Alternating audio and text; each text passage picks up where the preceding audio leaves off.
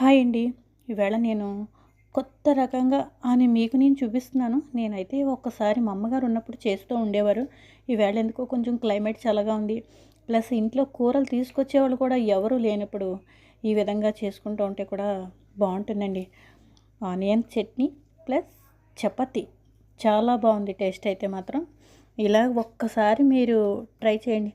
పచ్చిమిరపకాయలు పచ్చిమిరపకాయలు కారం తగ్గట్టుగా వేసుకోండి. ఉల్లిపాయలు వెల్లుల్లిపాయలు పేస్ట్ అయితే నేను ఉప్పు వేసుకుని కొంచెం ఆడేసుకున్నాను. జీలకర్ర ఈ విధంగా కొంచెం పెనం మీద వేయించేసుకుని ఆ తర్వాత ఈ పేస్ట్ అంతా కూడా కొంచెం ఆయిల్ వేసి వేయించేసాను.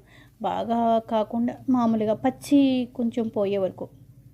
ఆ తర్వాత కొంచెం చల్లారిన తర్వాత అయితే నిమ్మకాయ పిండుకున్నాను.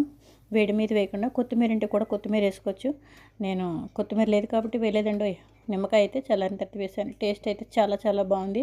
చపాతీ మీద ఈ విధంగా స్ప్రెడ్ చేశాను. సేమ్ బ్రెడ్ జాము తిన్నట్టు అని అనుకుంటారు, కానీ ప్రాసెస్ అంతా కొంచెం సింపుల్గా ఉంటుందండి. ఎప్పుడైనా మీరు ఒక్కసారి ఈ విధంగా ట్రై చేయండి. బాక్స్లో వాటిలో కూడా పెట్టుకుని వెళ్ళిపోయినా కూడా బాగుంటుంది. పిల్లలకి స్పెషల్గా చేస్తే కూడా ఇంకా బాగుంటుంది కదా. వాళ్ళు ఈ విధంగా చేస్తే కూడా ఇంట్రెస్ట్గా తింటారు. ఈ విధంగా నేను రోల్ చేసి పెట్టేసుకుని ఇష్టమైనట్టు చపాతీ కూడా వేసుకోవచ్చు. ఇందులో పన్నీర్ కూడా వేసుకోవచ్చండి. ఇలా మీరు ఒక్కసారి ట్రై చేయండి. సింపుల్గా ఆనియన్ చట్నీ విత్ చపాతీ చాలా బాగుందండి.